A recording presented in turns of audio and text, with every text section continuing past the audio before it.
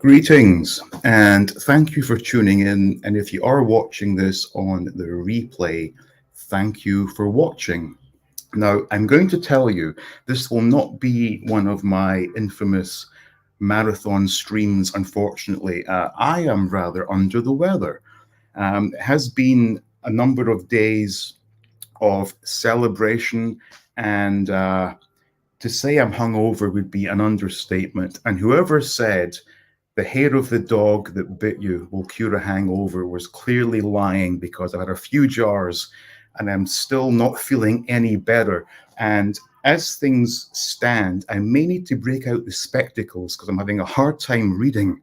Um, but I'll address the chat shortly. Then we'll cover some up-to-date topics, and then we'll go into a whole thing looking at and talking about some of our favorite birthdays from the 1980s. Now, this is unusual. This happens a lot. Whenever someone comments the day before the day of the stream, those comments disappear. And I'm sure it was Johnny Stratos, I think, that posted a few things here, but they've disappeared. So first up, we have the wonderful Ben, who has said, wishing you the happiest of birthdays, my good man. By my maths, 8 p.m. Thai time equals 2 p.m. UK, which does mean you'll be enjoying the Leos, whilst I'll be drinking afternoon tea. Well, I wouldn't say I was enjoying the Leos, but yes, I am drinking the Leos. And Ben, again, will be in attendance. Well, thank you, Ben. Very kind of you.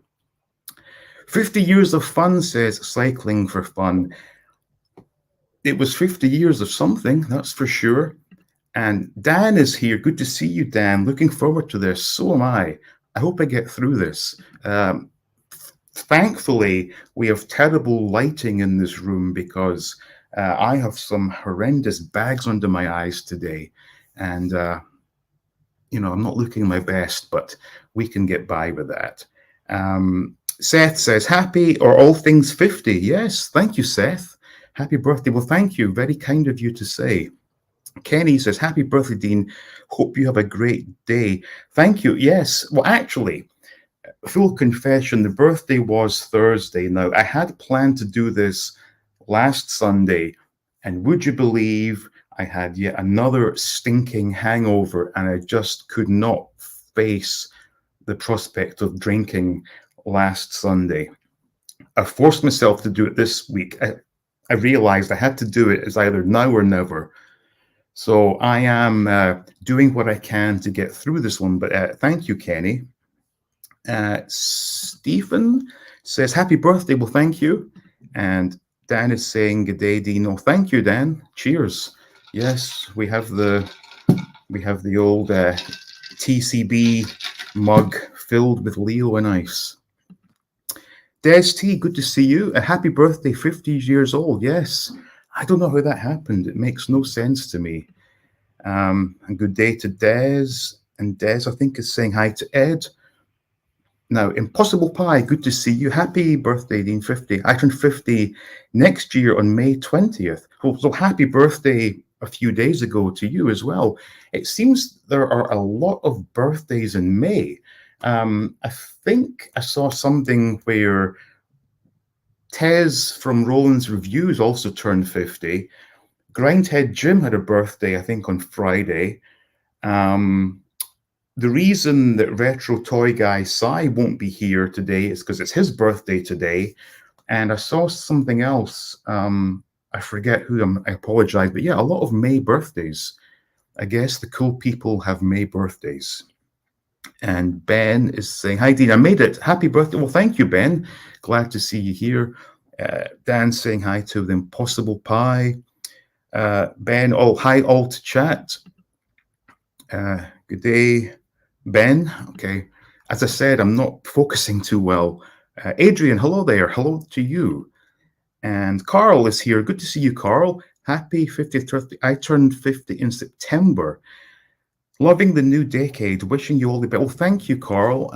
I will have to confess, I've been 50 for 3 days now, and I woke up with a rather stiff neck this morning. So already we're feeling old. And next up, Lord Mulvada says, happy birthday, Dean. Did you get anything nice gift-wise? Yes, I did. So, ow, there we go, the neck again. Last 2 times I was in Thailand, all my videos were done on my old GoPro. I think it was like number 7 or something. And I was having real issues with it. That thing would heat up. It would turn itself off mid-recording. It was just an absolute nightmare to work with. And then for the other channel, 88.2, I took it out for the water festival. And it wasn't the water that destroyed it. It was me trying to turn it on and off. I basically broke the damn thing. So because I want to do more videos out toy hunting, and again, not to offend anyone, but a toy hunt really is somewhere where you don't know what you're going to see, as opposed to going shopping at Walmart or Target. So I want to do more of them, but also for the other channel, there's a whole lot of things we want to film out and about. So Mrs. 88 very, very kindly got me this. They call it a DJI Osmo Pocket 3. Now, I've not had a chance to set it up yet, but from what I understand, this will be a very useful tool for, making videos whilst out and about. So that was from Mrs. 88, and her sister gave me a wonderful gift. I'll maybe have to show you a picture of it on my phone, but it was a case of 24 Leo beers, and she printed out my face onto the front of the pack of 24 beers, which, there we go. I don't know if you can, how well you can see that, but that's me holding a case of beer with my ugly face on it, and I am holding a nice little cute cat at the time there. So Thursday was the birthday. So me, Mrs. 88, and sister-in-law went out for lunch, and yes, extremely drunk again, and that's where I got the Leo.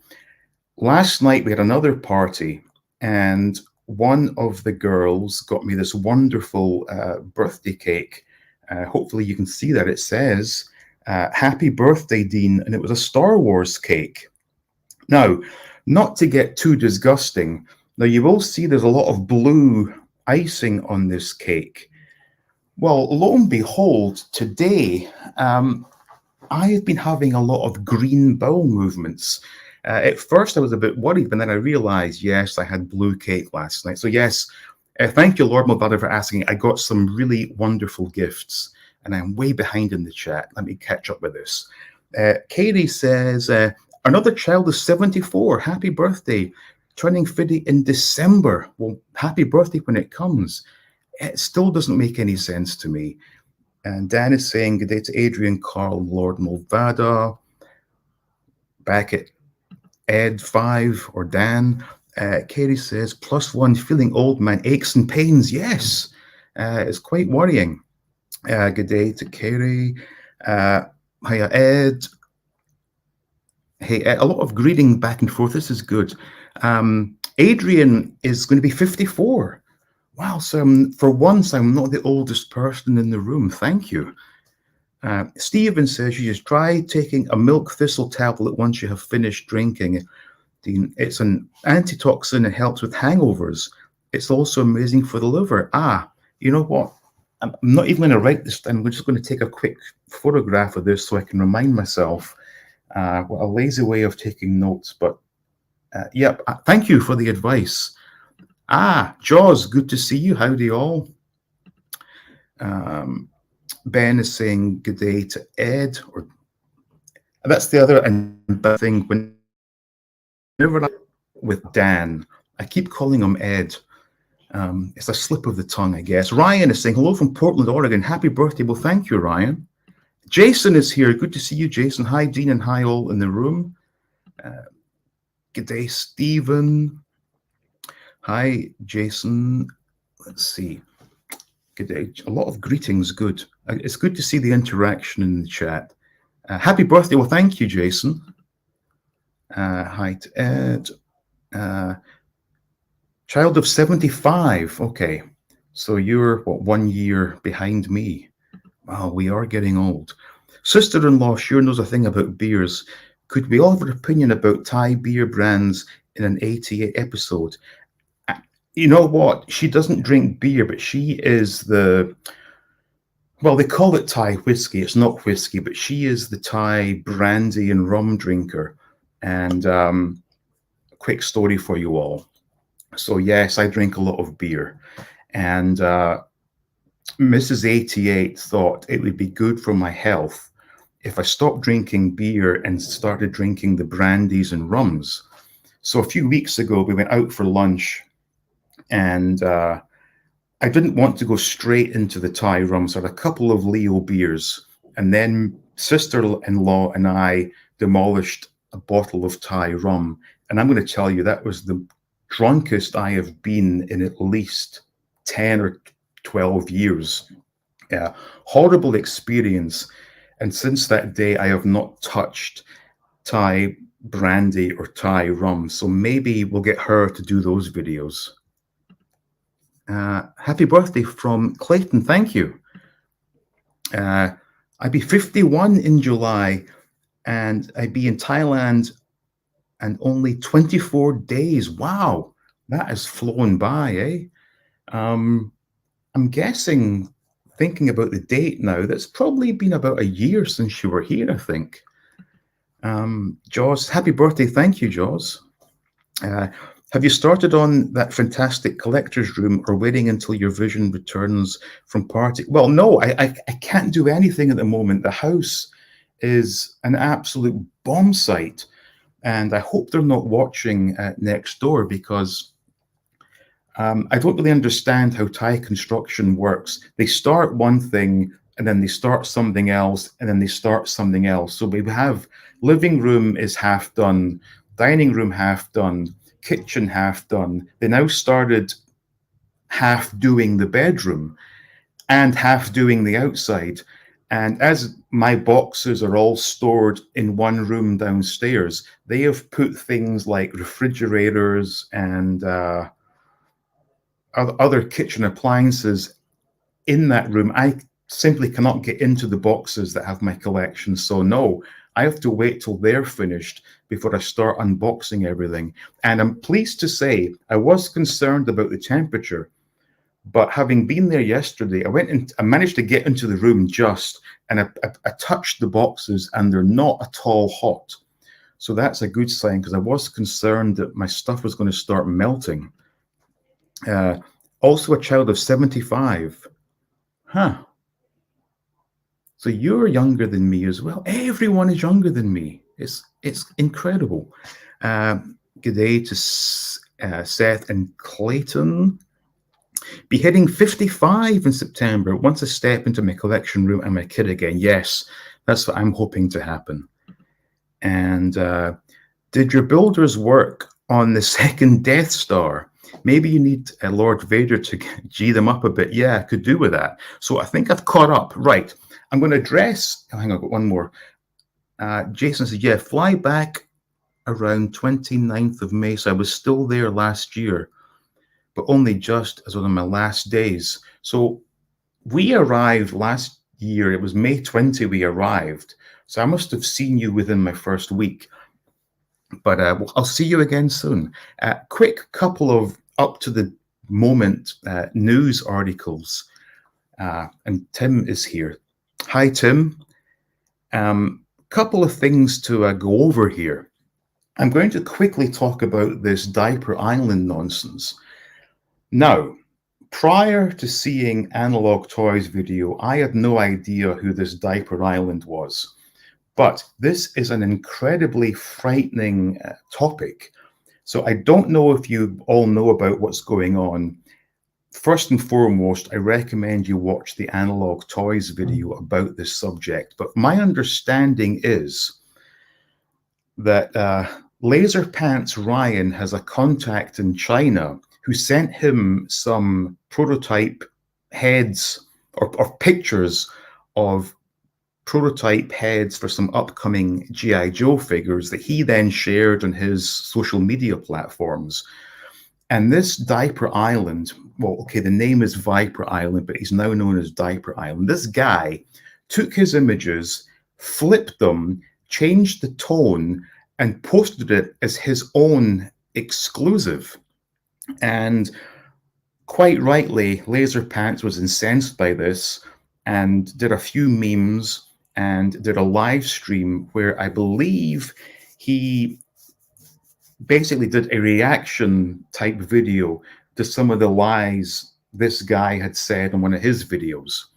Long story short, this guy, Diaper Island, managed to completely take down Laser Pants' Instagram, took down Laser Pants' live stream, and gave him a copyright strike. Now, this is incredibly frightening because this could happen to any of us. And I know firsthand that YouTube is not our friend. They are extremely unhelpful if anything goes against you. And I am quite concerned about this. Now, furthermore, there was an issue with the toy guru. Forget his name. It's like, I think they call him Nutlick.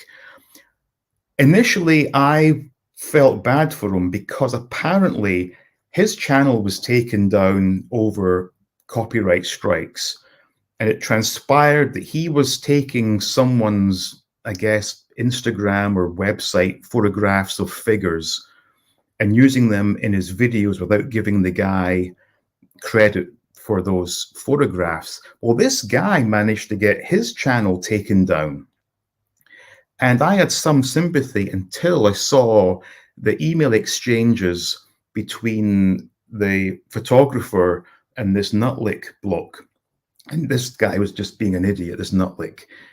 But the point I'm trying to make is we are in very dangerous territory where some third party has the ability to completely remove your social media platforms and hit you with copyright strikes. And as I'm sure you know, once you get 3 copyright strikes, your channel is done. And there is no real way of speaking to anyone at YouTube to resolve these issues. So this is extremely dangerous.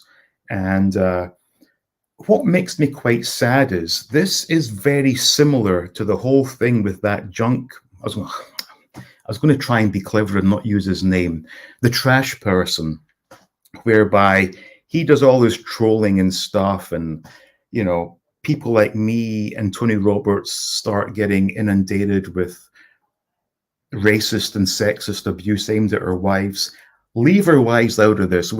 We are the people you should be attacking. Don't attack our families. But what really blows my mind is, and it's happening again with this Diaper Island, if you look at his videos and his community posts, there are people actually taking his side on this. This is not, there are no gray areas here. This guy is 100% in the wrong. And what he has done is quite despicable, but he still has this massive following. It makes no sense to me. It really doesn't. But that's something that really does cause me concern. But as I said, this could happen to any of us. And bearing in mind, we've all done videos where we're struggling for an image. We go onto Google, we take an image, we stick it in our video. And I guess technically the owner of that image could hit you with a copyright strike and get 3 of those, your channel is gone. This is unacceptable. So again, G.I. Joe's not my thing. I don't know anything about G.I. Joe. I have some dollar store figures, but aside from that, it's not my thing. But just to sort of echo what everyone else has said, if you are following this guy or you are subscribed, please do unsubscribe, because he should not be allowed to continue doing this. And to further compound things, he is an absolute scumbag because he has his young son as part of the channel. And I think he's using him as some like a human shield almost, whereby you have to feel sorry for them if they're getting abused because there's a child involved. Well, he put the child involved. Leave your kids out of eBay as well. Not eBay, YouTube. Leave kids out of YouTube. They should not be on videos or things like this. That's just my opinion anyway. So I'll get up with the chat, and I've got one more up-to-date thing to discuss. But do let me know what you think of this Diaper Island business. Tim saying hi to everyone. Good day. So Dean, what's the first toy display are you going to work on, or will you do multiple displays at once? No, that's a good question. I think ideally I'd like to get the Star Wars stuff taken care of first. And as I said in that video, my intention is the top shelf will be all the figures lined up. Now, I've not decided in what order to put the figures. I have an idea in my head. I know a lot of people like to copy the 92 card back plus Yak Face, but I've got different ideas. So I think I'm going to do Star Wars first. Ben saying hi to Tim. Viper Island is a clown. Absolutely. Yeah. Analog Toys video is brutal. Yeah, it was. But I think it had to be. I can't stress this enough. This is a very, very dangerous subject. So, yes. Tim saying hi to everyone. Hi back to Tim. Jason is saying, same Dean, only know about it from Tony and Michael's channels. Yeah. Never heard of the guy before, but apparently the ironic thing is he had uploaded an entire G.I. Joe movie, and from that upload had garnered like 8,000 subscribers. And that movie remained until Hasbro put the copyright claim on his channel. How ironic. So yeah, the guy's a strange one, put it that way. I know nothing of this. I love gossip. Yeah, I love gossip as well. So yeah, check out Analog Toys video. He puts it much clearer than I ever could. Hi to Tim. Spectra Creative, that's the one. But what's his real name? It's like people call him Nutlick, but I don't know his real name. Diaper Island has done this to other channels and Instagram pages before. Laser Pants and It's Chad. Yes, I remember. Yeah, so It's Chad, I think his Instagram has gone as well, which is just ridiculous. The construction sounds like how I build model airplanes. Can't finish one before starting another. Yeah. And Tim says, yeah, that's the toy guru. Spectra Creative, Diaper Island, never a dull moment in the toy community. No, it seems that way. Good day to Cycling for Fun. And Tim agrees the trash person is right. It's the same with the trash person. He still gets a following with all the trouble that he had. Yeah, I think he's surpassed like 40,000. And you read the comments like, oh, Junkman, you're the best. Love you. Love everything you do. I'm like, how stupid are these people? But I guess there's an idiot born every minute. Diaper Island situation is, yes, it is, Tim. It really is ridiculous. It's ridiculous, but it's bloody frightening, knowing that this could happen to any of us. Do you remember what box all the Star Wars toys are in? Well, yeah, I took I made a manifest, so I know roughly what's in every box is numbered, and I have my manifest to tell me what is in each box, so I can go straight to the boxes I need. Scott Knightley, that's the one. Thank you, Tim. False copyright strikes illegal. I hope legal actions will be taken against a clown who thinks they can get away with this. My support to Laser Pants, absolutely. If there's any justice in the world, this guy will end up having his channel taken down, and just let the adults get on with things. I think I will change my name to Nutlick now. Joe DeBecky, good to see you. I like my little corner of the community. This Diaper Island business is why I dislike the internet. Yeah, it's not on. It really is not on that there are people out there who sit behind a screen and type nonsense that could end up getting people's livelihoods taken down. That is not cool. And we got a good day to Joe. Jason says, glad I Don't just do vintage and modern toys on my channel. Love my travels. Yeah, keep it varied. That's one thing about my channel. There's not a lot of modern stuff, but on that very subject, over the past couple of weeks, I was made aware of another Mattel Creations, and I'm going to try and share it with you, and then I'll give you my thoughts on this. This I found quite disappointing, and I'll explain why. So hopefully you're seeing this Hot Wheels transforming Optimus Prime, which, whilst it looks rather impressive in this little clip here, you have to bear in mind this thing stands about 3 inches tall.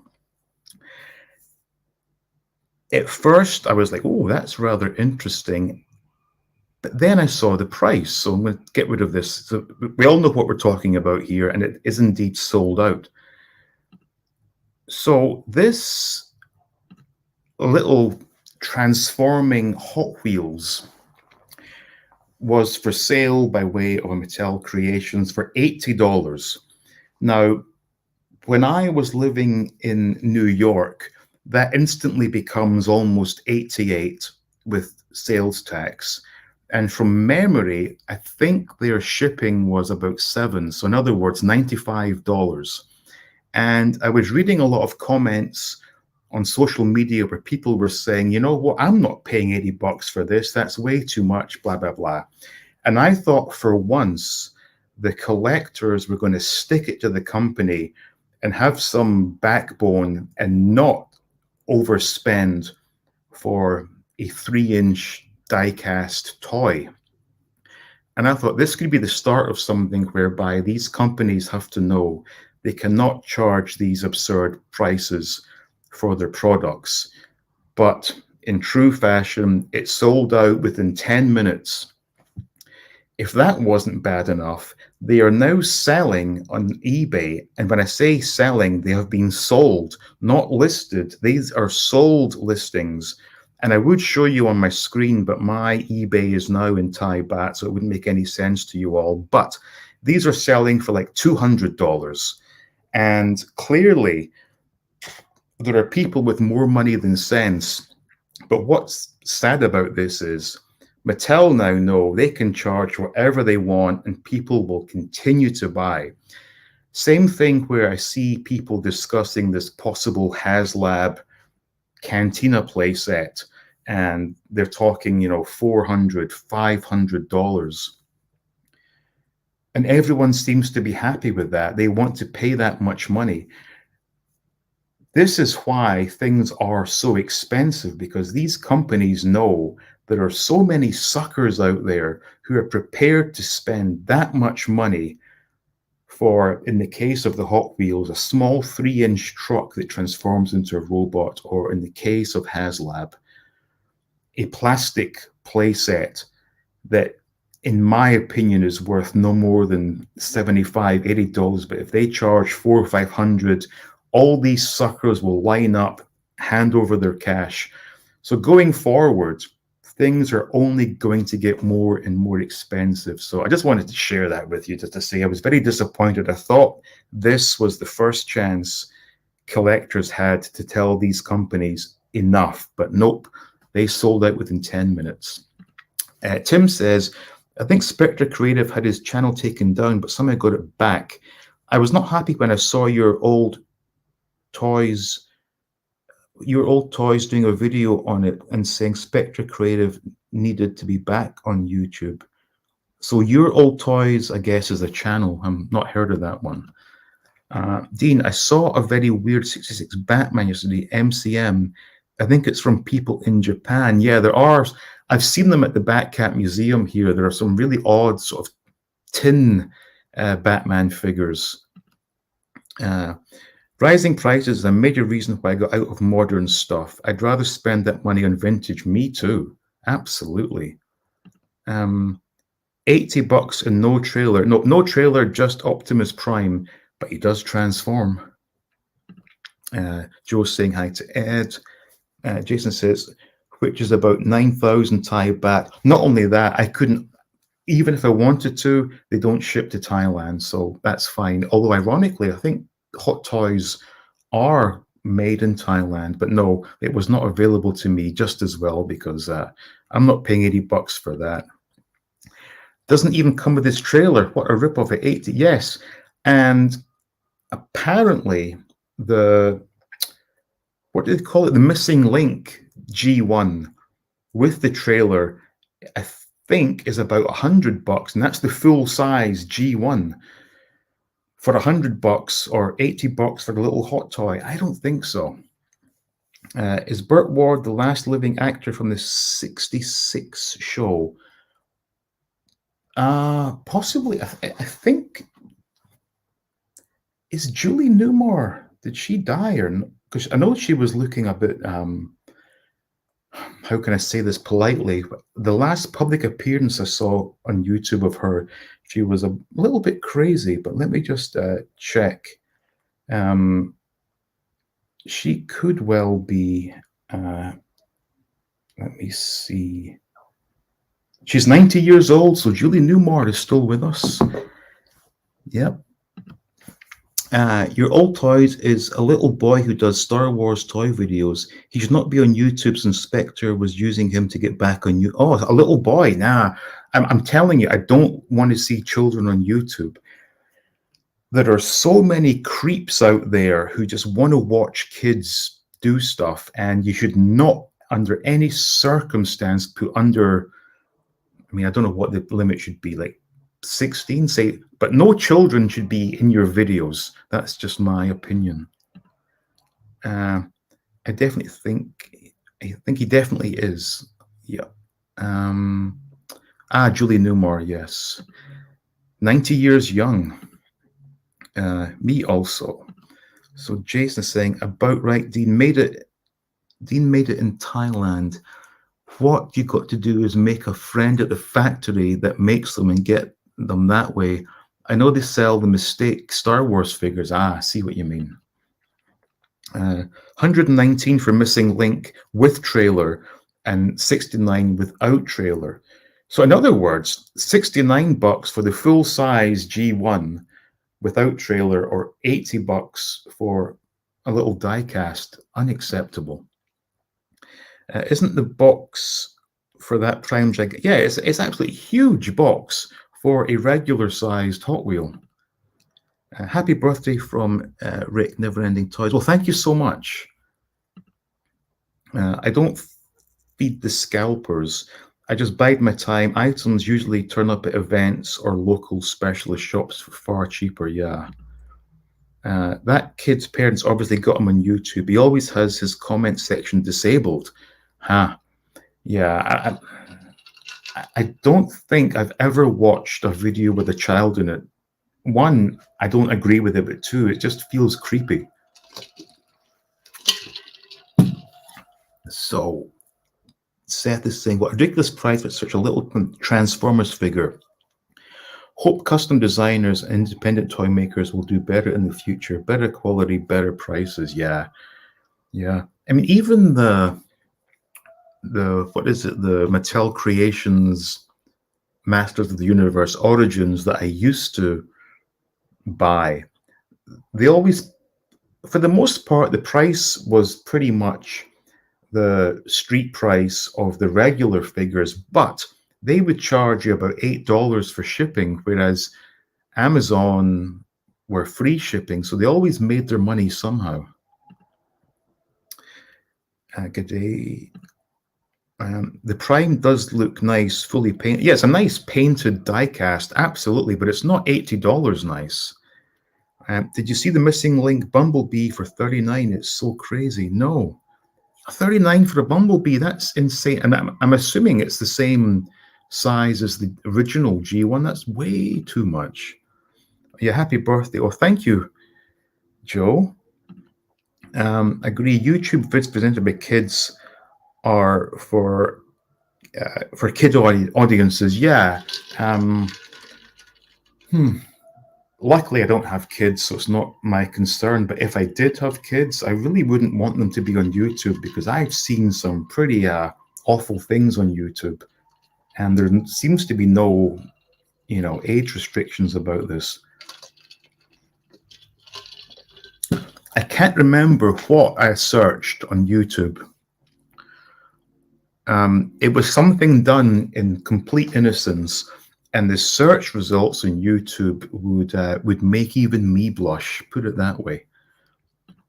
Tim says, I watched his videos for a while, even though he's a bit too immature to be making videos, but once I saw him defending Spectre, that was it. He sometimes shows up in Michael's and other people's chats. Huh. Interesting. A standard Star Wars vintage collection figure is about £35 now in Australia. Good Lord, that's obscene. Happy birthday. Thank you, Tim.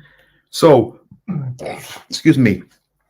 Now that we've got all this out the way, let's get on to some memories of birthdays in the 1980s. Now, I must give you all a disclaimer. My memories of Christmas from the 1980s are, for the most part, quite clear.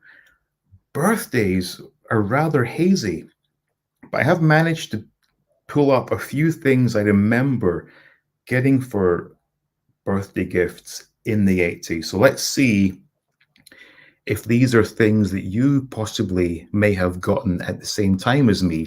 So first up, I had to put this one in as either 1980 or 1981 because I simply cannot remember what year it was, but it was the Action Man Talking Commander. And this was one of my favorite things as a kid. The fact that he could speak just blew my mind. And also my mind was further blown decades later when I found out it was actually a small record inside of him. That is just absolutely amazing. But this was my, in fact, third Action Man figure. So prior to getting this, my first Action Man was a black, flock-haired, eagle-eyed, gripping hand Action Man. My second was the Tom Stone from Palitoy, but this was my third. And this was by far my favorite. This was the one that basically meant the other two never came out the toy box again. I only really played with this one. So this was my birthday gift in either 80 or 81. And the worst part about doing this video whilst everything is still boxed up is I do have a photograph of the day I got this because I'm wearing my school uniform, but I'm holding him pretty much dressed like that, in fact. And I should have had this for today's stream, but maybe next year if we do this again. But that was 1980 or 81. So I'm going to try and catch up with the chat to see if anyone has any sort of memories of this. So these missing link figures have a little more articulation, but I think they can charge what they want because these companies are taking advantage of the collectors. Yes, they are. Ed says, I have seen me on YouTube, Nuffield said. When I first started watching YouTube, there were 18-year-olds making videos, and what these 18-year-olds were doing and saying was very inappropriate. Yeah. Happy birthday. Well, thank you, the toys of a time gone by. My birthday was 2 weeks ago. Happy birth or happy belated birthday. Action Man, love this line. The Jeep was a beast. Yeah, I think I had a massive plane, a motorcycle and sidecar, and a tank, but they were not official Palitoy. They were like some sort of knockoff. But bearing in mind, Action Man is like 12 or 13 inches in height, so these vehicles are absolutely huge. Yeah, I do really like the Action Man vehicles. Maybe one day I'll find one. Jason says, I got my first and second and third Action Man as hand-me-downs from my two older brothers. Then Christmas, then they got shot at dawn by my brothers. Yeah, I also did get handed down some from my older half-brothers. One was a painted hair from the 60s, I believe. One was flocked, but he had flocked hair and a beard, but painted eyes. And possibly another one with flocked hair and painted eyes. But yeah, it was a wonderful toy. Ed says, happy birthday, Dean. 23rd of May also. My favourite birthday present of the 80s were Return of the Jedi card, Greedo, Tonka Power Lords, Arcus, and the Horde Slime Pit. Nice.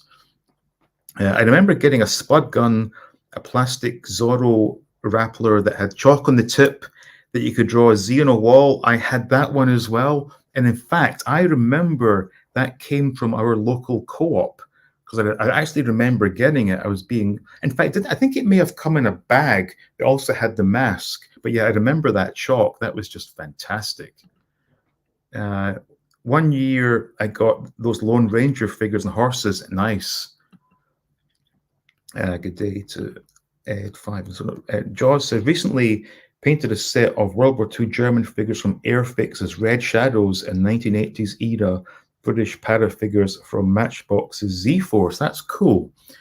So yes, I'm guessing you have to be from the UK or maybe Europe to appreciate Action Man, which of course was, I guess, it was G.I. Joe that Hasbro had G.I. Joe and Palitoy licensed it, and they did their own version of Action Man. But yeah, fantastic toy. So that was either 80 or 81.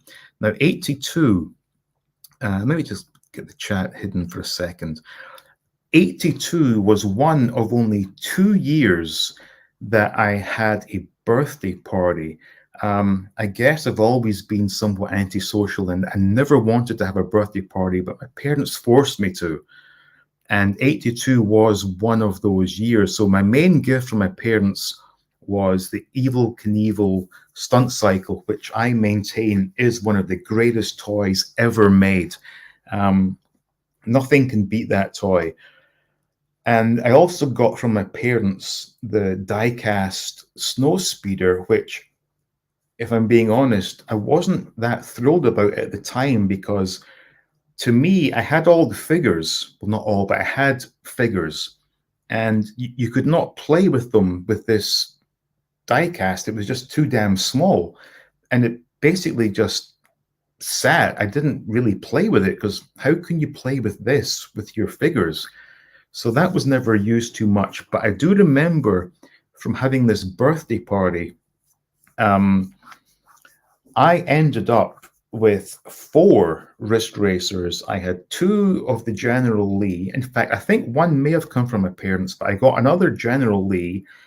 I got Roscoe's squad car and a generic sort of red metallic wrist racer that I still have. So that was a wonderful haul that birthday, but that was one of only 2 birthday parties I had as a kid. But please do let me know, do any of you remember the stunt cycle, and do you agree that is one of the best toys ever made? And Dan says, first birthday present at 2 years old was a 12-inch Mork. Nice. Still have that snow speeder card from a Christmas. Cool. Wow, Evel Knievel, I love that set. Yeah. And the best part is Rich Merrick very kindly sent me a perfect vintage one with the box that will go on display. And once we move into the house, I will definitely be doing a video on that topic. But I do have the reissue from a couple years back that will then take outside and just trash and show you how this thing worked and how amazing it was. I had the most fun with this ever. But looking back, obviously at the time it was a toy, it was meant to be played with, but I can't believe how easily it was, or how easy it was for us to actually use them as intended and trash them. Because I remember I would crash mine everywhere and the clothes would get ripped, the helmet was all scuffed, the bike was all scuffed, but it was a lot of fun. Impossible Pie had one of those stunt cars. I remember my 10th birthday very well. Only got a second-hand war annual as me and my mum was on our own by then and no spare cash for me to have a birthday gift. Yes, I was upset, but I did understand. Oh, at least you understood. I mean, a lot of 10-year-olds would not be as understanding as you. Action Force was my obsession, and Roboskull my best birthday present of the 80s.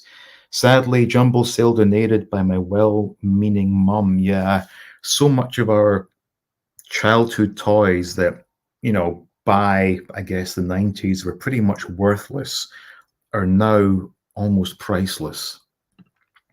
Good day to Ward. Legit will be hunting for Mork at the Mega Toy Fair this weekend. Nice. Definitely got that stunt cycle. Couldn't wait to get it going, set going in the package area of my local supermarket. Folks were not happy. I was over the moon. Yeah.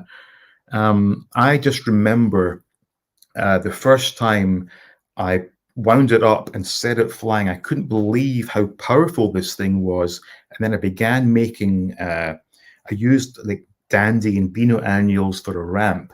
And that thing would just take off. It was absolutely brilliant. Vintage Toy Rush, good to see you. Happy birthday, Dean. 80 year was a good year to you. Yes, it was. And thank you for the greetings.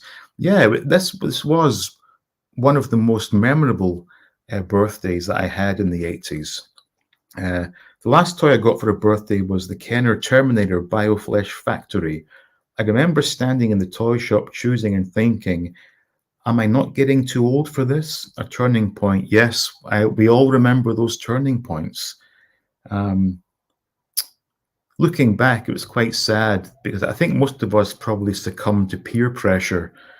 I, possibly given the chance, may have never stopped buying toys, but once you get to be sort of 12, 13, you have to kind of grow up, I guess.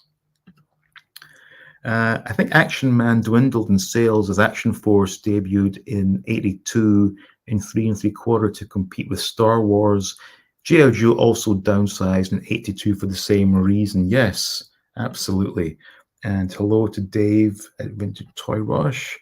I'm working, unfortunately, Katie. Will be in Adelaide on Thursday, though. Hi to Dave. Good day to Dave. I used to love the Transformers robot watch. Yeah, that was a cool. I never had it, but it did look really cool. Evil Knievel Stunt Cycle is a classic. We also had the Dale Buggins Stunt Cycle. He was a 17-year-old kid who broke all of Evil's records. I did not know that. I used to get more presents at Christmas than birthday for some reason. Oh, no, I think we all did. As I said, I'm able to recall with pretty decent accuracy a lot of Christmas gifts I had as a kid, but birthdays were really hard for me to remember, as we'll see as we progress here.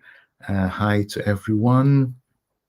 Stunt Cycle is awesome. I had the lesser-known motocross bike variant with an unposable plastic rider in motocross-style riding gear. Yes, I've seen that one. As a massive Star Wars fan, the saddest Christmas for me was around 86. I had a ton of Star Wars gifts, but all of them had price-reduced stickers on them, and I knew this would be my last Star Wars Christmas. Yeah, well, at least you made it to 86. I was out of Star Wars by the spring of 83, having just had a big Star Wars Christmas. No, sorry, I tell a lie. It was the spring of 84 I left Star Wars, having just had a big Christmas 83, which was very much focused on Star Wars. Saying hi to reading movies. Fun times for us to play with toys in the 80s. Now we just put them on the shelf and look at them. I wish I could go back and feel that same excitement by playing with my toys as a child. Absolutely. Hello to Soda. And Jason says, what funny is I sold my Star Wars toys at my local boot fair, and me and Simon, also known as Retro Toy Guy, Si, may have bought some of them, as like me, he was buying figures at boot fairs. Yes. Garbage Pail Kids and Mad Balls dominated my 10th birthday in 87. Chinese meal with pals at the Lundgren He-Man movie in East Kilbride rounded off a lovely July day. Fantastic. Captain Beefcake says, yeah, 82 was a good year as it's my birth year. You're a young'un. My turning point was real Ghostbusters. And good day to Ed. Hey to Tim. I'll catch up with the chat and we'll move on to the next slide. Yeah, birthday presents are pretty fuzzy. Distinctly remember getting a handheld Game & Watch Donkey Kong from my Holy Communion in '83. I still remember to this day when my parents told me, "You're 13 and you're too old for toys." Yeah, sad times indeed. I knew there wasn't a Santa Claus because my parents left the price tags on my Christmas presents in '83. Good day to Vinny and Captain Beefcake. Okay, so moving on, '83 was a Lego birthday. And this one, I think they call it the mobile tracking station. But the reason this one was so special was you can see the sort of blue windshield and also the reversed thing, kind of like a reversed windshield on the lower half. Those were brand new Lego pieces, never been seen before. So when I got this set, I was absolutely thrilled. And the best part is I have all my childhood Lego. So I still have this actual set I got for my birthday. So very happy to have that. And as I said on the last video showcasing the new room, there will absolutely be an entire shelf dedicated to classic Lego and mostly space Lego. The whole reason I made the shelves 60 centimeters deep is because those Lego base plates, I think, are something like 26 centimeters in length and width, I guess. So in order to get two, back to back or from front to back and then across, I had to make sure the cabinets were deep enough to accommodate them. So that's why those cabinets on that wall are so deep, simply so I can have space Lego set up. But this was a wonderful gift, and I can't wait to build all my sets up again. I have quite a few, not all obviously, but it's going to be a really nice display. And the best part is you get to enjoy building them, which can't be said for a lot of other toys.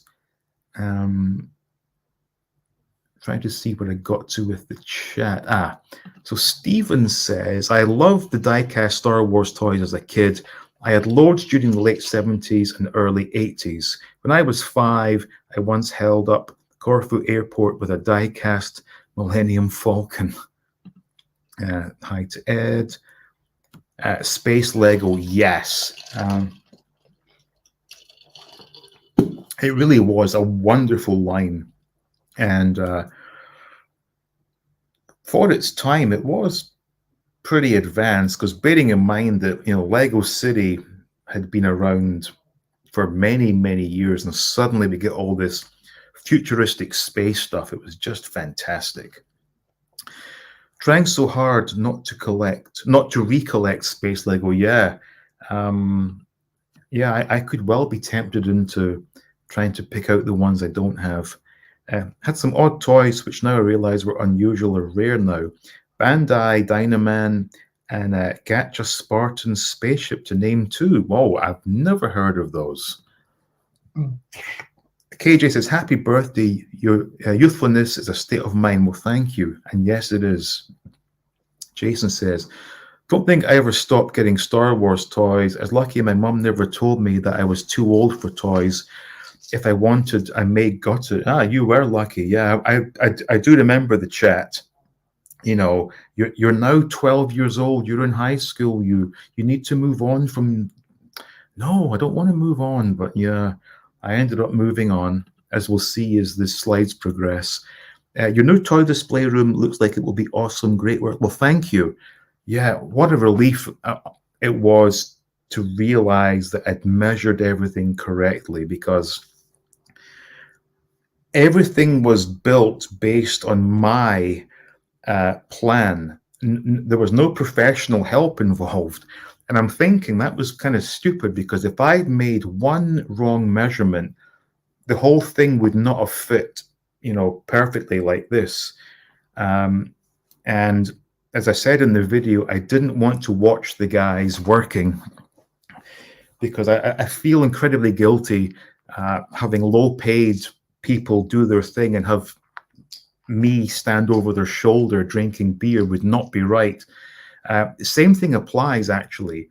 When we go out to the house to check on things in the community, they have all these people out in the baking heat, sweeping up leaves to make everything look nice for us. And I feel incredibly guilty, you know, doing my thing while they are busting their asses to make everything look nice. But fortunately, Mrs. 88 has an absolute heart of gold. And she is always buying extra bottles of water or Pepsi or whatever to give to these people. And they really do appreciate it. And as it was, I think when the guys were doing the cabinets, she went with her dad to 7-Eleven and came back with all these, you know, snacks and drinks for them, which they seem to enjoy. But yes, I'm still blown away by how good it looks. I can't believe it turned out so well. I totally agree with you there, Carrie. Hi to all reading movies. And Jaws says, Space Lego from the 80s is awesome. I got the lunar excavator. It looks like a JCB in about 84 when I got my tonsils removed.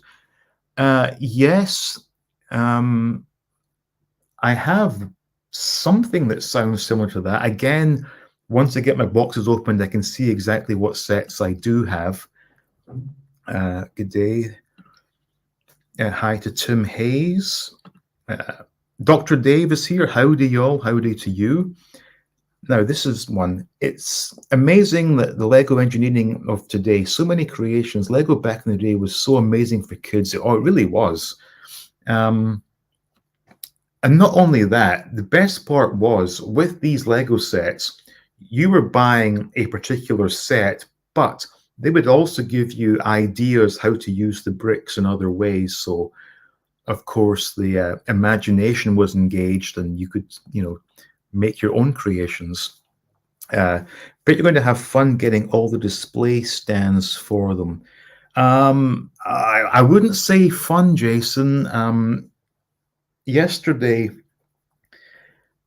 I was out and doing some measurements, and I'm still none the wiser as to what I need by way of stands and risers and things. It's going to take a while, but it will be worth it in the end. Good day to Dr. Dave. Good day to you. You might want to check out the latest series of Lego collectible minifigures. It's all space and homage to several classic space themes. Funnily enough, I was at the Toys R Us here up the road that way, and they had the modern Galaxy Explorer, and I like it, but to me it doesn't really fit in with the classic space. It's too modern looking, but I understand what they were going for, and it is tempting, but I think I may not end up getting that because it just looks too different from the old stuff. I had some nice space Lego. It looked cheesy even then during the era of Star Wars. Yeah, that's true. Although, slightly off topic here, my first mask toy was the 2-pack of Matt Tracker and Miles Mayhem, just the figures. So I used Lego to make some vehicles for them, which was fun. I was into girls and toys when I was 13, and as a very shy boy, I guess it was just toys I got. Still, space Lego was fun for your imagination. I like the fact they kept the same laser guns for Star Wars Lego. Oh, yeah. Ben says, it was always exciting when a new design Lego brick came out. I'd love to have more space Lego. Yep. I think space Lego is in my, I'm going to say, top 5 toys of all time. My friend bought a Lego Millennium Falcon bootleg from China, and it came with thousands of pieces, and the directions were all in Chinese. he had to figure out how to put it, but he finally did. Yeah, there's a lot of fake Lego for sale here, actually. Uh, Michael says, my brother had space Lego. I had Robin Hood stuff. Love both. Yep. Good day to Michael. And KJ says, you might want to check out the latest series of Lego. It's totally space themed. And am I going back in time here? I thought I just read this. But yes, thank you for that. I got some miscellaneous blocks somewhere. And Legoland was awesome. Right. So 83 was the space Lego. Now 84 was, well, 84, no, in 84, I was all about Action Force, in fact, because as I said, it was by spring of 84, I stopped with Star Wars and immediately jumped into Action Force. But my gift that year was my first ever personal stereo. And what you're looking at is the actual one I got for Christmas in 84. Yes, I still have it. And that will be going on display in my music room. This was an absolute godsend for me because for the first time in my life, I was able to go anywhere I wanted and listen to the music I wanted. Prior to that, it was impossible. And as it happened, about a week or so before my birthday, I had badgered my mum to take me to the local town called Dalkeith because they had a John Menzies and a Woolworths. And with my own money, I bought Duran Duran's Seven and the Ragged Tiger on cassette. So when it came to my birthday and I was given this, the first thing I did was stick that Duran Duran tape in and just walked about the garden listening to music, which was something I'd never done prior to that point. I only had a tape recorder that belonged to my parents in the 70s, which obviously had to be plugged into the power outlet. So I never had the ability to walk around and listen to music. And then, of course, when it came to going in the car with my parents, they would have their stuff on, and I could sit back and listen to whatever the hell I wanted.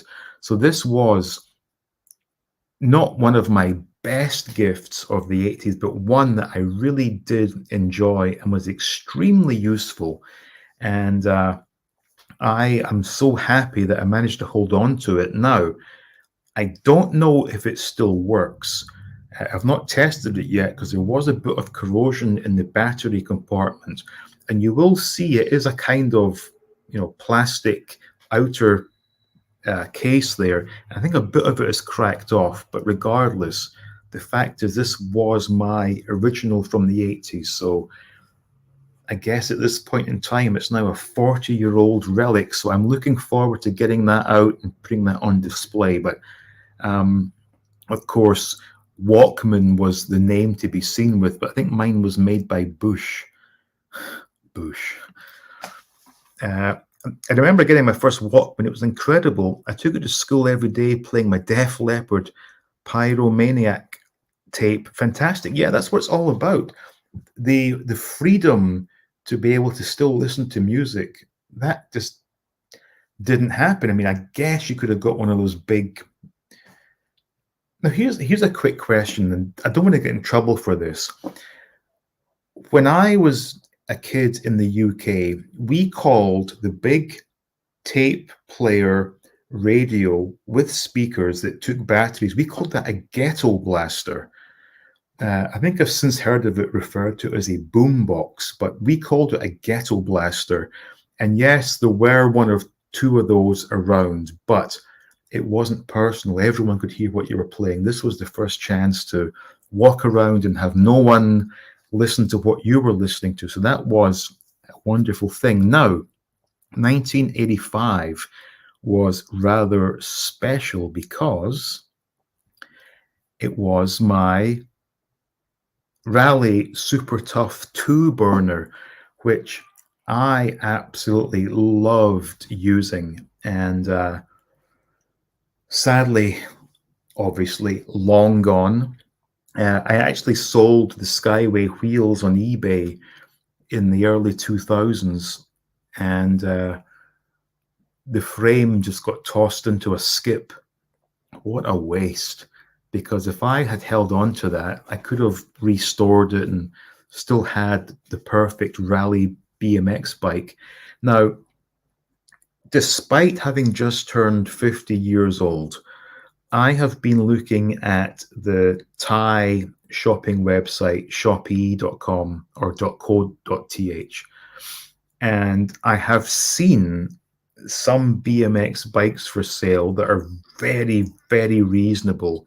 But not only that, there are sellers selling fake Skyway wheels, laid back seat posts, nice colored BMX seats, you name it. It's quite possible in the coming months you may see me break my neck trying to do some BMX stunts. I'm not committed to it yet, but it is something I'm toying with because I really do miss my old BMX, and this was an absolute beauty. And the thing as well, the fact that it came standard looking like this made it all the better. Now, of course, I did remove the reflectors because no cool kid used reflectors. I then got some stunt pegs to put on the front and the back. I would literally spend the whole day outdoors practicing stunts, doing jumps and things. And the last time this bike was ever used was, in fact, the summer of 1992. And the reason I remember that so well is me and my friends, we were at this point, I turned 18. They were 17, 16, and we still had our BMX bikes. And where we lived, the golf club had an overflow car park that was just like a blaze of dirt type thing. And this massive puddle had formed. So somehow we built a ramp. I don't know where the materials came from, but we built this ramp and we began jumping over the puddle. Now, there were a few girls present, and we were really trying to impress these girls. So the ramp was getting pulled further and further and further back as we kept on doing these jumps. How no one broke their neck, I do not know.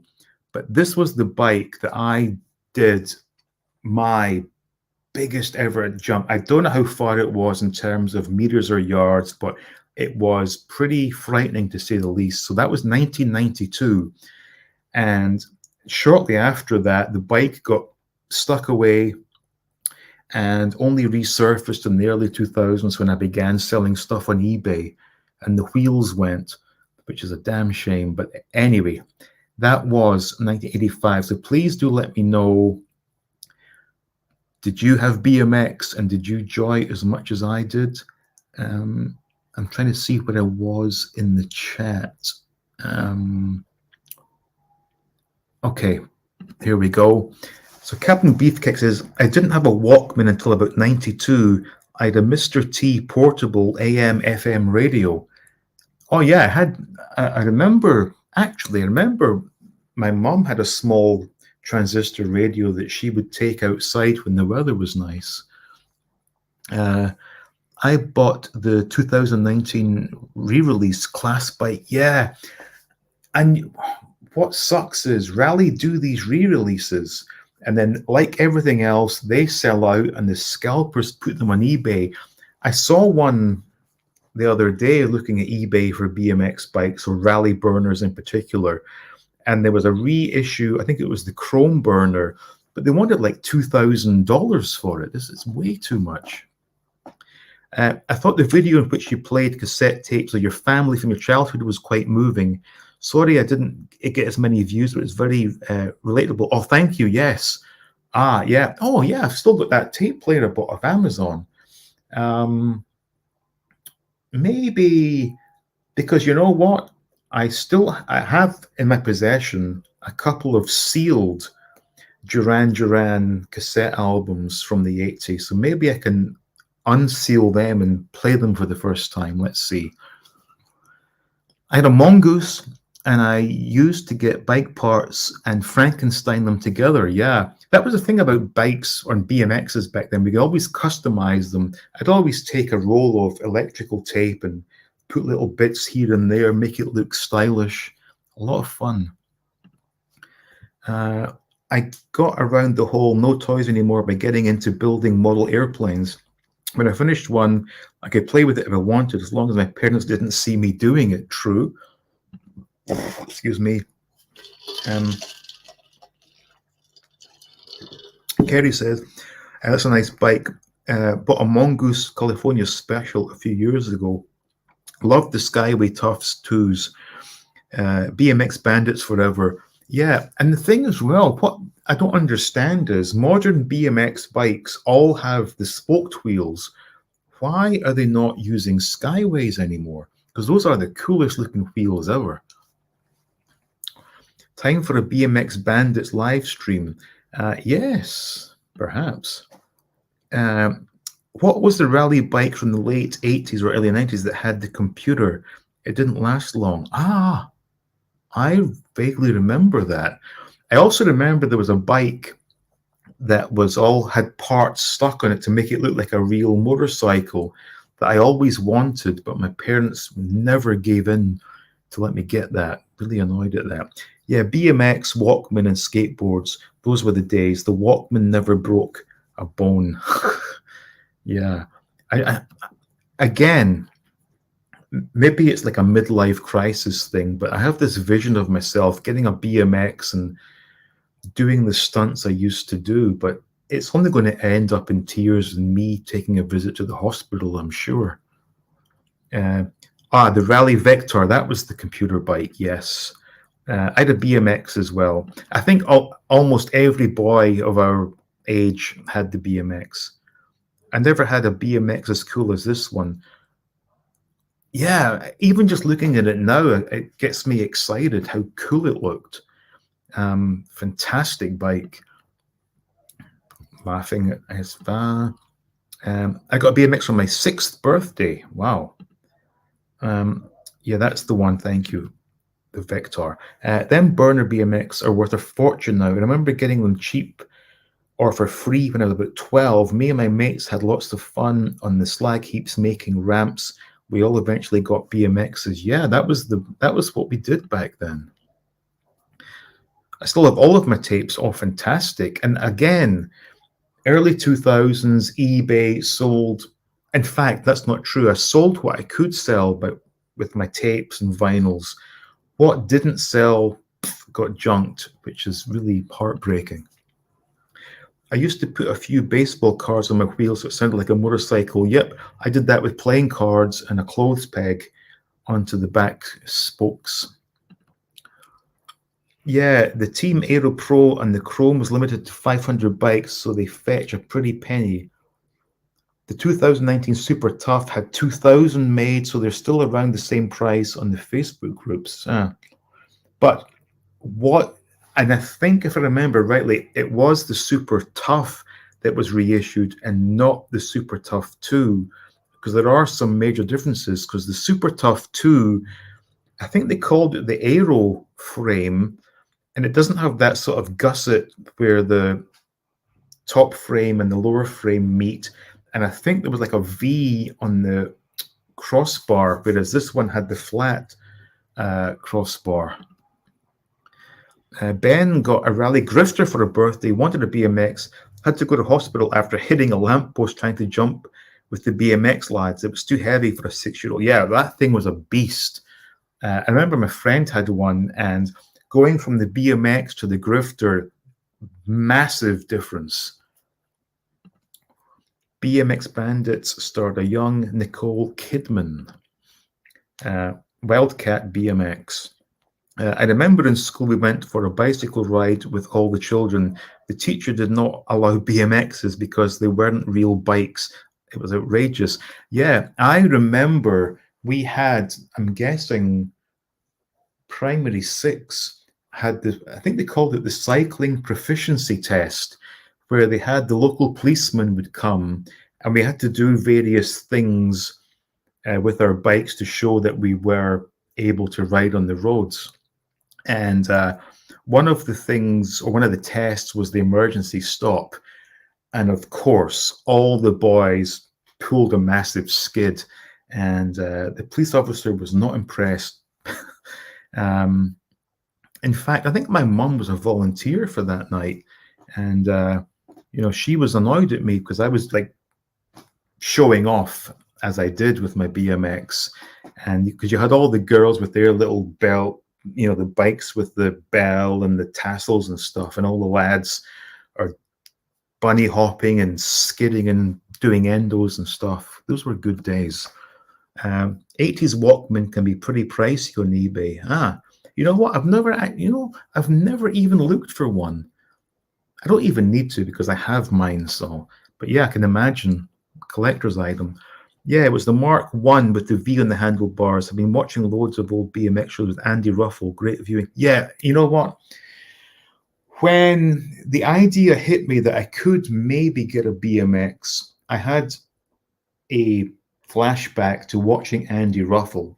So I typed Andy Ruffle into YouTube and was appalled to see how he looks today. I mean, I think I look bloated and bad. He is really big and quite a change from the young BMX kid I remembered watching. But I did go back and watch the old BMX show, the Kellogg's, I think it was the Kellogg's BMX show on ITV.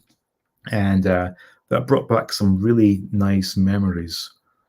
Will Mrs. 88 be impressed if you demonstrate some BMX tricks for her? Well, I don't know, because I have mentioned it to her and she didn't say no. But she did also make comment that I am 50 years old, so who knows what her thought process is.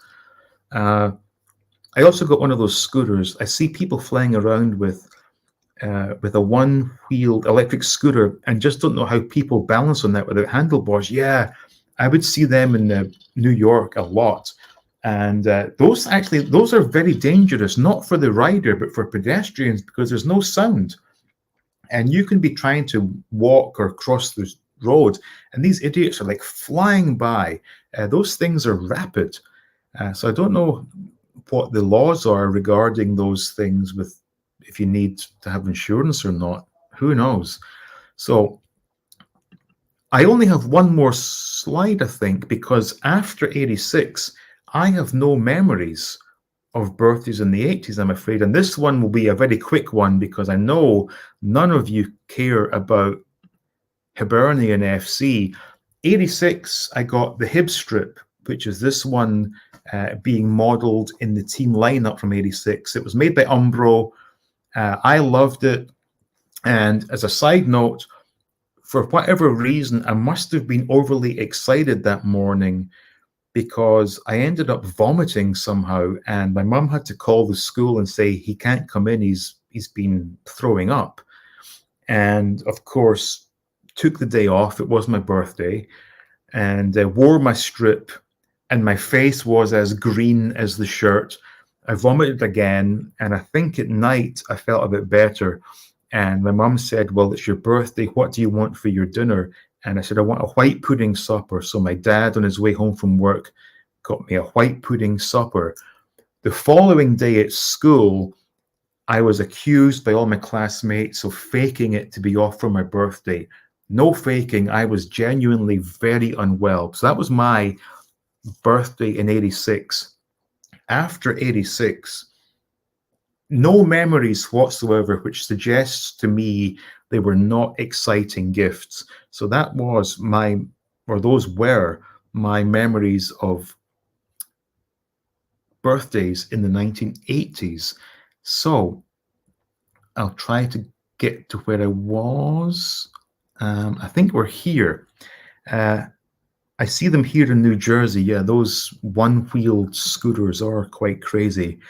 They sell bigger BMXs now with 26-inch wheels. Yes, and when was this? It may have been 2019. The video is still up, I believe, on the channel. I did buy a massive BMX. I think it may have been 24 inches. It was an SE Bikes. Um, it it looked the part. It had the pegs on all four corners. It was white. I think it had blue tires. It was everything I wanted in a BMX, but it just felt wrong.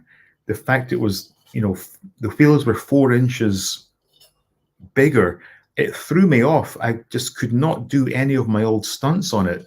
And I promptly sold it again on eBay. Yeah, it wasn't fun for me. It just did not feel right. Look, Kenny got a Millwall strip in '87.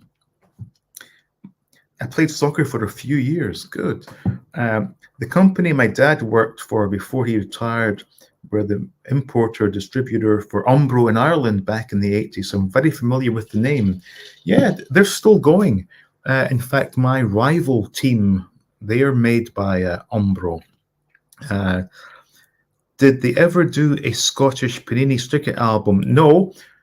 The Scottish Premier League was part of the football album, but by, I think, 1982, they switched it whereby all the Premier League in England, they got the foil badge, the team picture, and all the manager and all the players had one full-size sticker. But for the Scottish Premier League, we got the foil badge, the team lineup, but 2 players per sticker, or actually 2 small stickers per card, if you like. Very unfair. I think I've got a video somewhere on that. Maybe I'll do another one to show how unfair this was. I see groups of teens riding ATVs and dirt bikes through the city streets of New Jersey. It's like Mad Max. Yeah, that seems to be a big problem. And I remember seeing it on the news in New York, these like renegade biker gangs causing chaos, disrupting traffic and things. Seth asks, do you have any memories to black and white TV, or did you always know color? I think I do remember the TV being this like big wooden thing with wooden legs and buttons you had to press, like no remote control. But I'm pretty sure that was color, although I remember, I think my nana, which is my mum's mum, they had black and white, and I think I remember watching black and white at their house prior to them getting color. But yeah, my memories, or my first memories of TV, were that big wooden unit, and I can almost remember the sort of sound those buttons made when you were changing the channel. My first TV in my room as a kid was really old black and white. Actually, come to think of it, I think my grandma had a black and white TV in her room, and it was one of those ones that had this sort of wire aerial that you had to sort of turn and sometimes hold up to get the picture to come through. My grandmother had a small 13-inch black and white TV, but also had a console color TV. It was a piece of furniture. Yes, TVs and the hi-fi systems were furniture. I remember my parents' hi-fi, the first one they had, that was furniture as well. Even the speakers were dressed up like furniture. We had a big wood grain color TV with inbuilt Pong in the lounge room and black and white portable TV for the bedroom. Wow, built-in Pong. I never knew that was a thing with TVs. That does interest me. I had a black and white TV in my bedroom when I was a kid. Had to get up and tune and move the antenna to watch S4C or ITV. Yeah. Mm, actually, no. Okay. Thinking back, I remember on the house, on the chimney, we had the big antenna that was like, how do I say this? It's like one metal pole with the metal pieces going across, and that worked in the living room. But for my mum and dad's bedroom, they had to use that aerial thing, I think. I remember watching snooker on a black and white TV, and the commentator saying something like, "For those watching in black and white, the blue is the one next to the brown." Yeah, that's a famous quote. Black and white TV. My black and white TV didn't have buttons; it was a tuning dial. Yes, I remember seeing those as well. We had a wooden color TV with spring-loaded buttons. Yeah, that's what I'm remembering, the spring-loaded buttons. 10 buttons for 10 channels. Indeed, it was a piece of furniture that almost defined the layout of the living room. Absolutely. Top-loading video player sat on the TV. Yeah, we had a top loader, remember that. Those console TV and stereos were very heavy, and those things you never moved. They just stayed there forever. Yep, they did indeed. Then Dad bought a video camera, and with that come a free color TV. So I had the free TV. Nice.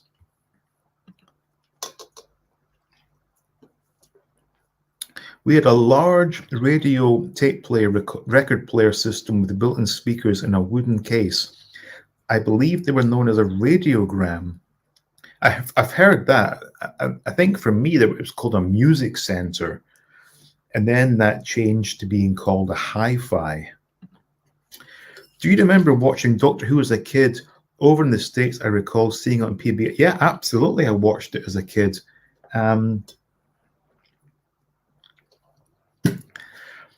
I'm trying to remember if Tom Baker was the first Doctor Who I saw, or was it John Pertwee? I don't quite remember, but yeah, I did watch it, and I remember being on occasion quite scared by it, although nothing quite as scary as Zelda on Terrorhawks, which I used to watch on a Sunday afternoon. But yeah, there were some quite scary moments on Doctor Who, that's for sure. My dad had a remote, a long, thin stick attached to a wooden block with the numbers 1, 2, and 3 written on it. My cousin hollowed out one of those giant TVs and used it to home his python. I was terrified of that snake. Wow. Snake in a TV. That's unusual. So Dan was John Pertwee as well. So maybe it was. Again, I'm not a Doctor Who fan, so I may get this wrong, but if it was indeed Pertwee that was my first, does that mean Tom Baker came next? And then who was after that? God damn it, I don't remember his name. Blonde hair. You can tell me in the chat. And then after that, I think I stopped. Yeah, Doctor Who and end credits scared the crap out of me. That black hole thing and spooky music. Yeah, it was very spooky music. Another milestone in my memories of watching TV was the arrival of a VHS recorder. A game changer, yes. If I remember correctly, when we got the VHS for the first time, the first thing my mom rented for me was I think it was a Captain America cartoon. And of course, I've shared this before, but there was one occasion, I guess, circa 83, 84, when she'd gone to the video store and had told me that she'd rented The Empire Strikes Back for me. I was so excited, couldn't wait to watch it. She puts the tape in, and it turned out it was Mark Hamill presenting a feature and how they did the special effects in The Empire Strikes Back. So I got to see scenes from the movie before I even saw the movie. And as it was, it made no difference because I saw the films Star Wars, Return of the Jedi, and then Empire Strikes Back. I was all over the place. Zelda of Terrahawks was fuel for children's nightmares. Yep, it certainly was. I'm surprised they thought that was a good idea. Who remembers that infamous episode of Doctor Who when the broadcast was interrupted by a fake Max Headroom? To this day, the culprits have never been identified. I don't remember that. I'm going to have to look this up now. Tom Baker was 4.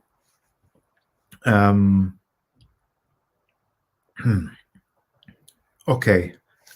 In my mind, I'm trying to visualize each one, and yes. So maybe Baker was my first.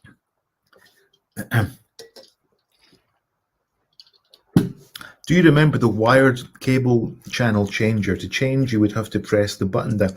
No, I think we went from no remote to the infrared remote. Radio rentals, yes. In fact, I think it was the co-op that my mom would rent the gear from.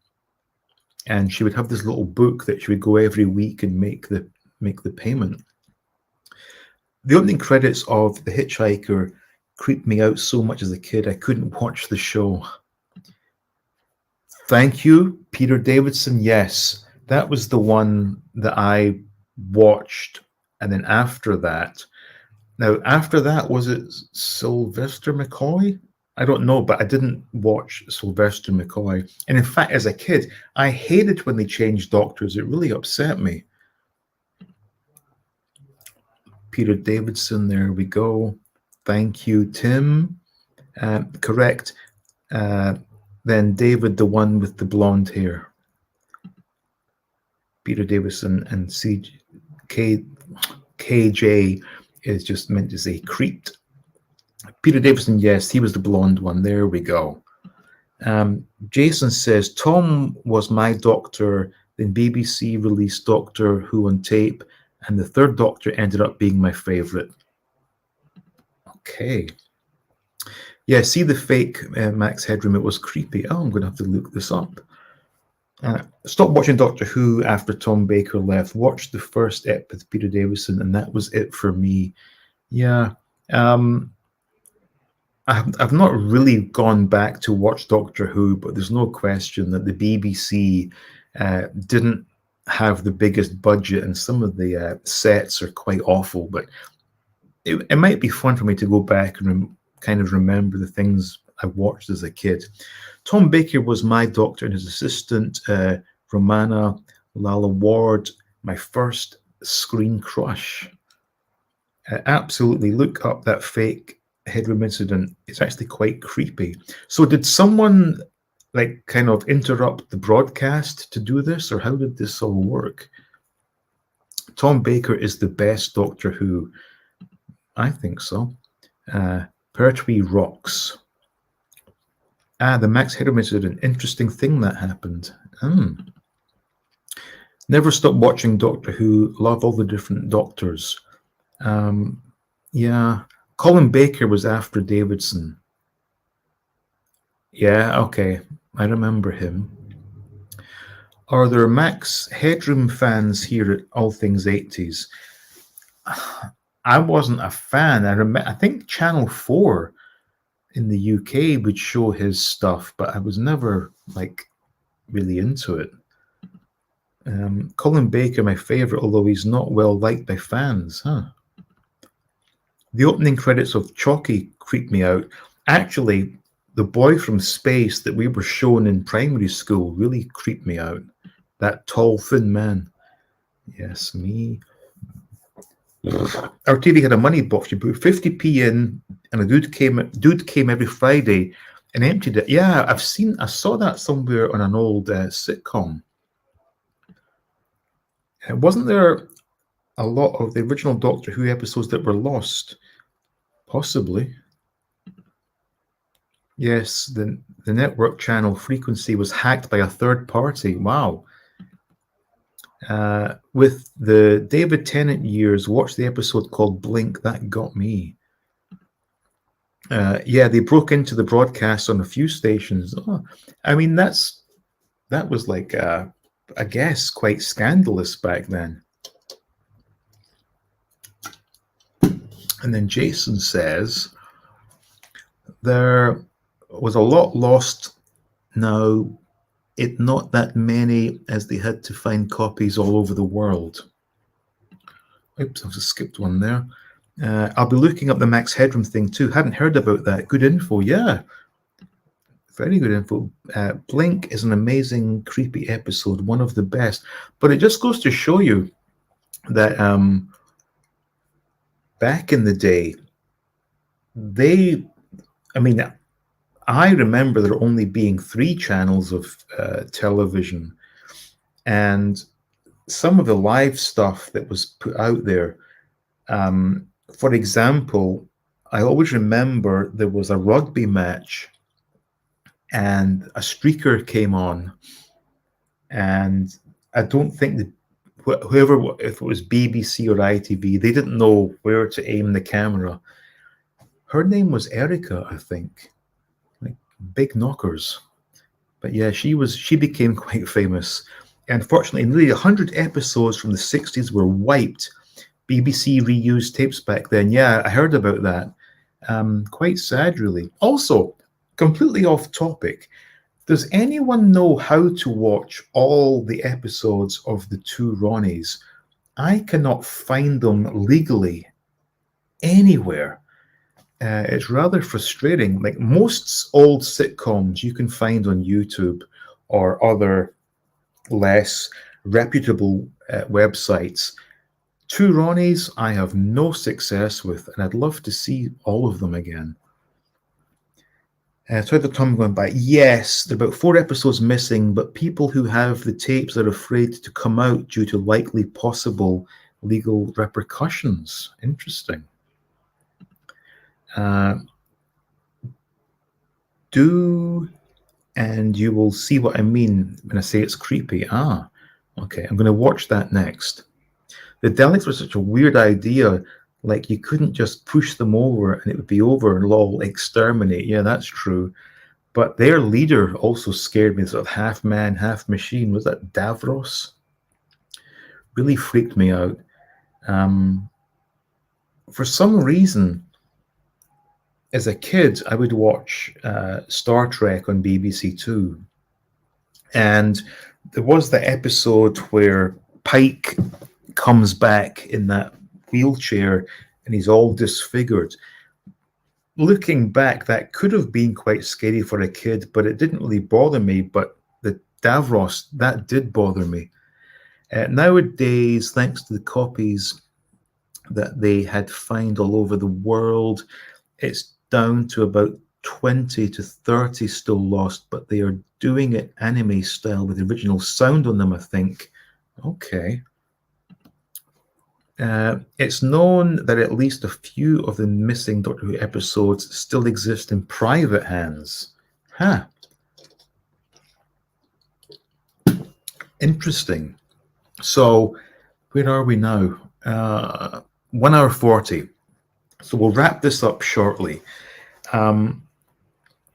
Hopefully it wasn't too boring hearing me talk about birthdays from the 1980s. As I said, my memories of birthdays are not nearly as clear as memories of Christmas. I guess as a kid, I didn't really think too much about birthdays, and bearing in mind as well that most of us got way more gifts at Christmas, so there was more things to remember. But I did my best. As I said, the first slide was either 80 or 81, and after 86, my memory is just gone. I have no recollection. It must have been some really boring gifts. I just watched that Max Headroom and Doctor Who thing. Dude drops his pants and gets spanked. Oh, interesting. And that went out live on the BBC. This and the Twilight Zone were just amazing stories, so imaginative. Yeah, I do like Twilight Zone. At least Captain Pike was a good guy, that's true. At 6 p.m. BBC Two, Buck Rogers' One Day Star Trek. Then we always had a TV show on BBC Two at 6. I used to rush home from work to watch Buck. Yeah, I also remember circa when 83, 84, 85, BBC Two always showed the old Flash Gordon or the old Superman, the old Godzilla. They always had some really cool sort of like sci-fi show. Monkey Magic as well was always on BBC Two at 6 p.m. and really enjoyed those as a kid. And this was before Neighbours hit the BBC, because I seem to recall that at 5 o'clock, BBC One or Children's BBC would show one of their like flagship shows, whether it be Blue Peter or Grange Hill or Crackerjack, and then that was it. You were done, and you had to wait because BBC One would then go into, I think, local news, and then the news at 6. So you had to wait half an hour, and then BBC Two would show you a really interesting sort of like sci-fi show. Do you have memories of birthday parties with childhood friends? I said earlier, I only had 2 birthday parties, which were forced upon me. I did not want to have parties. My parents made me have 2, and one of which was I got a number of wrist racers, which was cool, I guess. I used to watch Benny Hill and Are You Being Served? Those were great. Yeah, I still watch Are You Being Served? In fact, over the past few weeks, I've been watching Rising Damp and The Fall and Rise of Reginald Perrin. That is some of the best comedy I have ever seen. And given our current climate, you will never get anything as funny as those shows, which is quite sad, actually. Godzilla and Kung Fu movies back in the day, yes. Dream lineup when I was a kid: Monkey, The Goodies, and Doctor Who with Roger Ramjet and Batfink in between. Yes, that is a nice lineup. Christmas is magic as a child. You have build up to it for weeks, and lots of people come to visit, and the excitement of Christmas Eve. And Christmas morning, walking into the room with gifts around the tree. Yep, absolutely. A wonderful time, and for me, it's still a wonderful time. Do you think there's a rather snobbish attitude towards Batman 66 from a lot of the main Batman fandom? Absolutely. They think it's all camp rubbish. That's my first exposure to Batman. I loved watching the show, and I'm all about 66. Anything else, it's fine, but I have no desire to collect anything or to have DVDs of that stuff. It's just not my thing. For me, everything I do here is all about nostalgia, and my nostalgia goes to Batman 66. I think the two Ronnies are on Now TV, if you can get that out there. It's a subscription. I'll look into that, because I did have to get a VPN because my Amazon Prime, which has a lot of good old British comedies, does not work in Thailand. So I have to VPN myself to the UK. No, sorry, to America to be able to watch those. So maybe I can look into this and see if there's some way of getting that. So that's what Now TV. Okay. Are You Being Served is still hilarious. Yes, it is. It really is.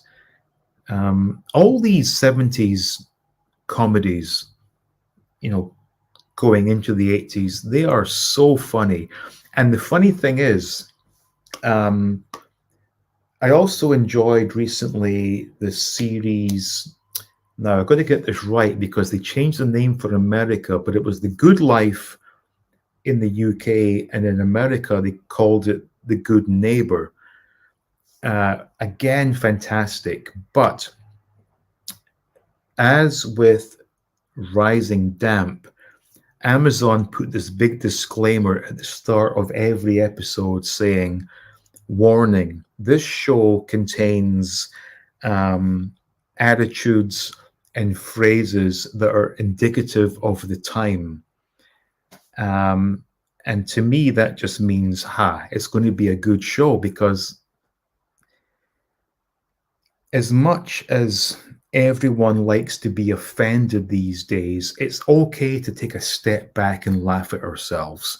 And these old comedies really do make me laugh. So that's the most important thing. They even made an Aussie Are You Being Served? John Inman was in it too. Yeah. Same with Love Thy Neighbor. They did one where, I forget the character's name, but he went to Australia. Like Seinfeld and Cheers, I never get tired of it. Yeah, I never get tired of Seinfeld either.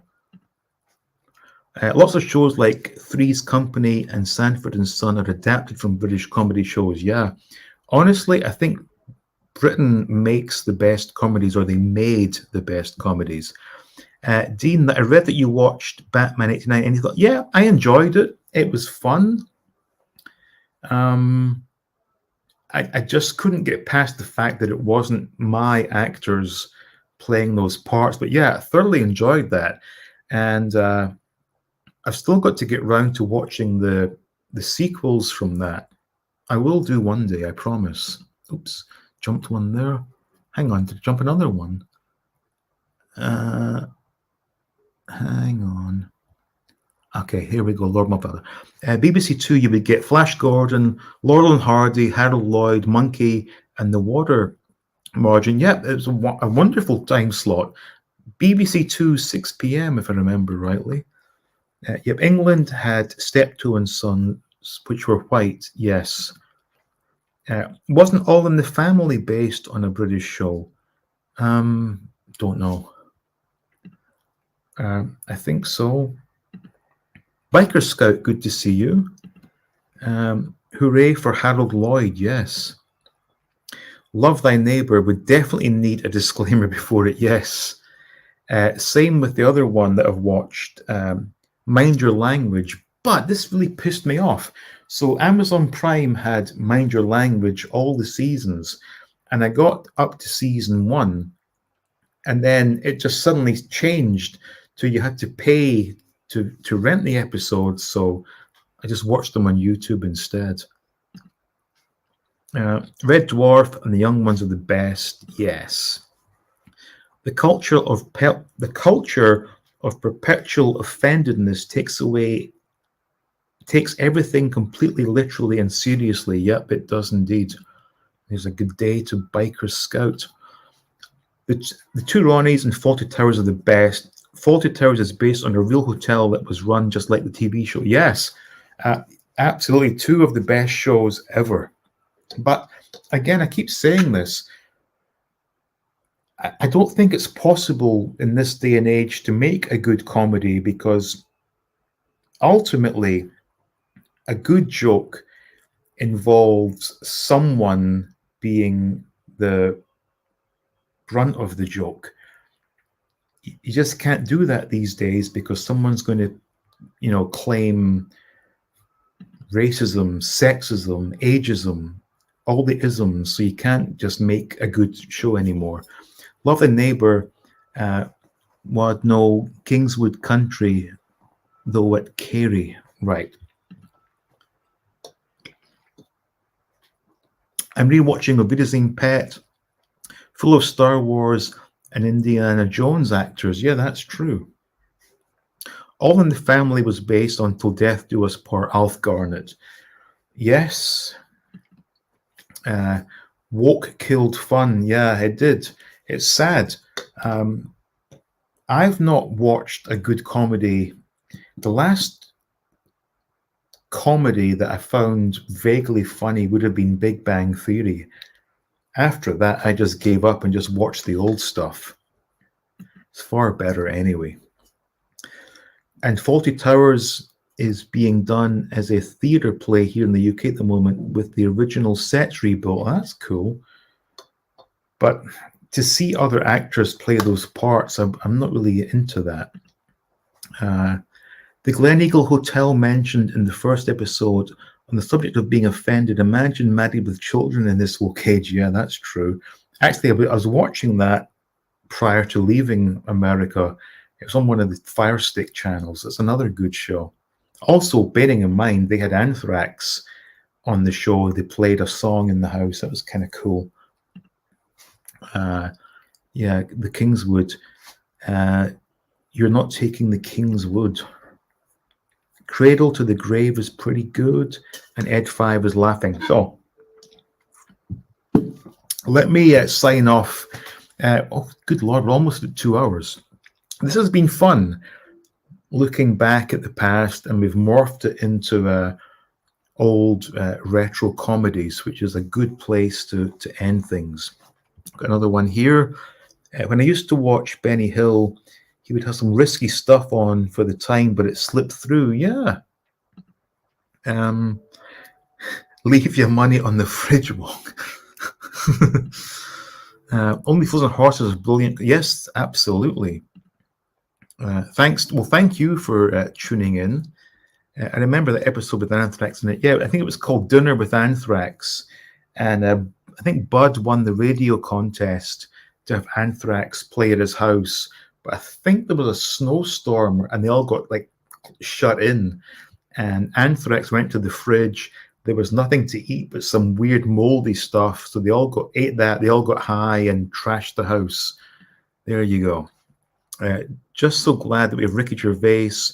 He does not care if he offends, and the cancel culture have not got rid of him. Watch Afterlife. Oh, fantastic show. Loved it. Awesome stream always. Oh, thank you, Dan. So thank you everyone who tuned in. Hope it was fun for you. It was fun for me, and that's why I do it, I guess. It's good to look back on our childhood with fondness and just remember those good old times. So I will have more videos for you all.